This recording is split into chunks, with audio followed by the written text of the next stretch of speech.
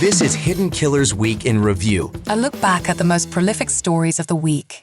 Welcome to the podcast. If you'd like to listen to an ad-free version of this episode and all of our episodes, then search True Crime Today Premium Plus on Apple Podcasts and press subscribe. That's our premium channel where all of our ad-free and advanced episodes live, all in one place. True Crime Today Premium Plus. Search it on Apple Podcasts and press subscribe. Even try it for 3 days free.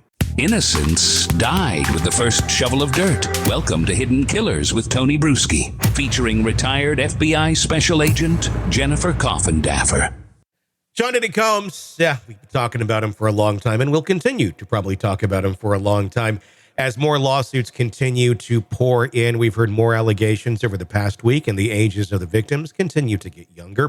And some of the latest that have been filed, civil allegations, point to Diddy and accuse Diddy of having inappropriate relations with a 10-year-old aspiring rapper, a young boy at one of his studios at one point in time when he was coming up. The allegation is that said, you want to be a star, basically, and I'm paraphrasing here. And sometimes you have to do things you don't want to do. That one is, I believe, a direct quote from Diddy. Joining me to discuss, Jennifer Coffindaffer, retired FBI Special Agent. I'm not surprised by all the sexual allegations against him from adults. I guess I am. I don't know why, but I am a bit surprised by these kids. A lot of these, there seems like there's a lot that's coming out here. What's been your reaction as we continue to see these flow in? Well, I'm not surprised about kids that are post-puberty, but now when you're talking about a 10-year-old, a 10-year-old prepubescent is just really sickening to think and to consider. And that's where we've really crossed the line if these allegations are true. When I say really crossed the line, I just mean from horrific to unbelievable. Yeah, it just keeps getting darker and darker and scarier and scarier. Let me ask you this. How are the feds, how do you think they're reacting behind the scenes to these new allegations that keep popping up every single week? Obviously, they have their own investigation, and we'll talk about the hearing that just took place the other day in just a moment.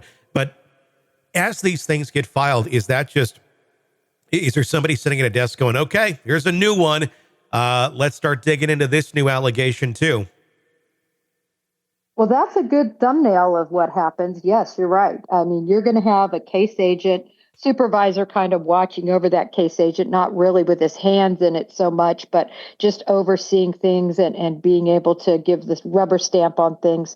But essentially that case agent is calling the shots, is triaging all the new information coming in, and he's going to have several individuals that are assigned to him or her to investigate these different leads.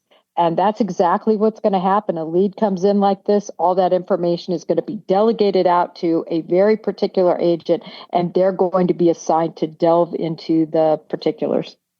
Let's talk about some of the information. I'm kind of surprised by this because it's a federal grand jury, that meets in secrecy.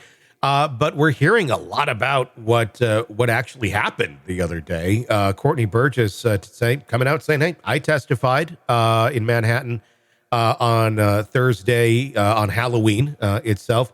In an interview with News Nation, he claims that he saw 6 males and 2 female celebrities engaging in sex acts with the disgraced mogul, and allegedly 2 of them were child stars. That's quite a statement to make. I'm assuming in the grand jury situation where they're sitting down and he's testifying. That's the cliff notes of what he said. How much in detail was he getting, do you think, in front of that grand jury in terms of naming names? Were they going into all the specifics there? Oh, yeah. In grand jury, you sit there sometimes for hours, sometimes for days, and you go over all the particulars. Now, remember, once you testify, just to let you know the kind of the people in there. You're going to have a court reporter that's logging everything, recording everything. Then you're going to have the prosecutor that's in there actually asking questions. And you're going to typically have the clerk in there that's kind of running everything. Mm-hmm. And then, of course, you're going to have your grand jury members. And then you're going to have your witnesses. Only one witness at a time. There's no defense there per se. Instead, what happens is after you've finished your presentation or getting asked all these questions, it opens up to the floor of all these grand jurors. Now, that's kind of like opening the floor up sometimes to Twitter, true crimers, right? Some people don't care. Some people are, engaged more than others. And then some people are doggedly trying to really figure out what happened and ask questions. And you get grilled, basically, on your questions. So that's kind of how the process works. These allegations apparently have receipts to them, according to Burgess, who claims he's one of Kim Porter, Diddy's deceased ex, saying that he was a former associate when he worked in Atlanta, and said that he was given a manuscript of the late model's purported memoir detailing her years with the accused sex trafficker. Of course, that's been thrown out there. It was on Amazon. It was pulled off Amazon. People filing lawsuits saying this is bunk. This is not true. But you have a federal grand jury talking to him now. Before they go in and talk to somebody like this, what kind of homework are they doing? Are they bringing in anybody that may be legit or not? I mean, to have him in front of the grand jury and he's making these claims and he's claiming he has hard drives or he has flash drives with this stuff on it. Is it like a cold interview? We know nothing about this guy, or did they know that this guy's really got some stuff before he shows up for that grand jury subpoena? Well, typically he would have already been interviewed by a DHS agent in this case, and anyone else who's cooperating on the case. But this is mainly a DHS driven investigation. So typically they're already interviewed before they go before the grand jury. But that's not always the case. But no matter what, when you have allegations like this and so much has already been corroborated, you're going to want to put them in front of that grand jury because that is an impartial body that may or may not be asked to make a determination. Remember how a grand jury works. There's either at some point the prosecutor can say, listen, I'm putting this up is these charges. And then the grand jury can decide to no bill it or true bill it. True bill it means they're going to charge. No bill means no, they don't think there's enough there. Oftentimes, though, grand juries convene and listen to all sorts of information, and the prosecutor himself doesn't think or herself doesn't think that there's enough there. And so it's never put up to a vote. Yeah. The allegation goes that he says he has 11 flash drives that he alleges were given to him by Kim Porter before her death. If he has those 11 hard drives, I'm assuming that they would now be in the custody of federal agents. Is that accurate, or could this have been a claim he just made in court? That's accurate. I mean, assuming, and I'm making a leap, but I'm sure this is what they've done, is they have actually put a warrant for those flash drives. They've actually gone to a judge and asked for a warrant and a warrant to search. And so what happens is those are imaged, if you will, completely duplicated and then typically returned to the owner. So that is typically what would happen and what should happen. So as much as we sit here and we wonder about what's on Diddy's hard drives that they seized, he's telling everybody, look, I got the flash drives that show all of this stuff. It's a bit stronger than just saying you have a couple pages of a manuscript because, well, I mean, as of right now, for the most part, videos don't necessarily lie. We're getting into AI territory, but I don't think we're there on something like this. Especially, they can prove it's older and, well, it's easy to prove AI at this point. So if it's out there and they have these videos, how long would it take? Let's say Department of Homeland Security, who's heading this, they take a look at these videos and they see these celebrities, and let's say they're seeing them engaged in illegal behavior, with a kid or something on these videos. How quick from seeing that to acting and charging and arresting these adult individuals who are celebrities would that take, or would that be kind of a slow go as they build up a larger case? I think it would be quick. The reason I say that, and I think Diddy's was fairly quick when you really consider the fact that there's still a lot more they probably haven't poured over. You're looking at the concern of safety to the public, safety to other kids. Again, it's true, if they're, conducting this sort of illegal activity, you want to keep that. You want to make sure it doesn't happen. And so as a federal agent, as a prosecution office, you have to get these people off the street once you have what you believe to be beyond a reasonable doubt information that they're committing these violations. So if they do find this, if what he says is on these tapes or on these flash drives, are these people brought up in somehow in conjunction with Diddy on charges? Are they brought up in a different type of way on charges? Is it still DHS that goes in after these people? Is it FBI? Is it just local police? It would obviously depend on interstate, transportation and things of that nature. If crimes are committed over state lines, how do they charge someone like this if they do see a celebrity having sex with a kid on one of these videos?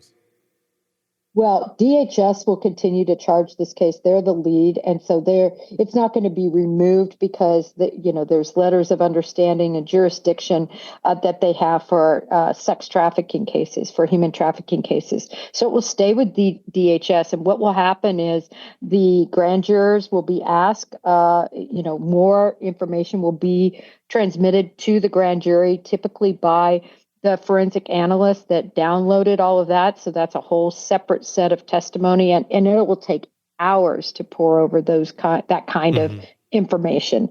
It's not going to happen overnight. And I would think that they would put multiple agents on that to look at those hard drives and get through it.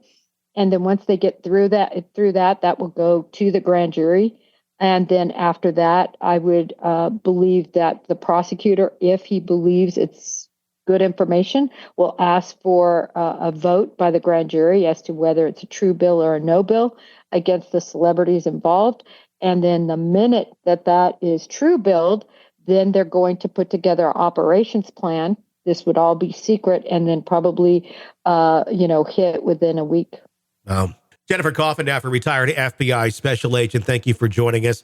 As we wrap up this coverage of Sean Diddy Combs and this conversation, it's escalated into harrowing and deeply troubling territory, a saga that continues to unfold, with new allegations surfacing almost weekly. The latest civil claims, which allege inappropriate relations with a 10-year-old aspiring rapper, have taken this case into some of the darkest territory yet. The accusations push past what was once shocking in the realm that is almost unimaginable, especially when we consider the gravity of the alleged victims' ages and the devastating implications if these crimes prove to be true. The sheer volume and severity of these accusations have triggered an intensive federal investigation led by the Department of Homeland Security, signaling just how serious and complex this case has become. Behind the scenes, federal agents are reportedly working around the clock, going through vast amounts of digital evidence, conducting digital interviews, and cross-referencing leads. The testimony of Courtney Burgess has become a focal point in recent days, particularly his claims about possessing flash drives containing videos of celebrities engaged in criminal acts, some of which allegedly involve child stars. If this evidence is authenticated, it could mark a turning point in this case, leading to a rapid escalation of charges, not just against Diddy, but potentially implicating other high-profile figures. The public outcry and the federal urgency underscore a case that is about much more than just this one man. This is a legal and moral battle that cuts to the heart of our society, our free society, the society that we love. Deals with powerful individuals accused of systematic abuse. It's not a great track record thus far in history. Maybe we can start changing it. We conclude this conversation, we have to remain focused on the facts. Even as the accusations grow darker and the path to justice becomes ever more critical, we'll stay up to date on this. We'll stay on top of this story and bring you the latest updates as they happen. Thanks for listening. I'm Tony Brueski, reminding you to press subscribe so you don't miss a moment of our continuing coverage. Stay tuned and stay informed. Welcome to the podcast. If you'd like to listen to an ad-free version of this episode and all of our episodes, then search True Crime Today Premium Plus on Apple Podcasts and press subscribe. That's our premium channel where all of our ad-free and advanced episodes live, all in one place. True Crime Today Premium Plus. Search it on Apple Podcasts and press subscribe. Even try it for 3 days free. You're in the thick of a true crime saga, every detail sinking in, and then, wham, a commercial about something you couldn't care less about. It's like being served a microwaved dinner at a 5-star restaurant. But it doesn't have to be this way. Go for True Crime Today Premium Plus on Apple Podcasts. With True Crime Today Premium Plus, you get uninterrupted, ad-free episodes, extended interviews that dig even deeper into the muck, and early access so you can brag to your friends. It's like ordering the secret menu at a crime buffet. So, search for True Crime Today Premium Plus on Apple Podcasts, subscribe, and savor every twisted detail without interruption.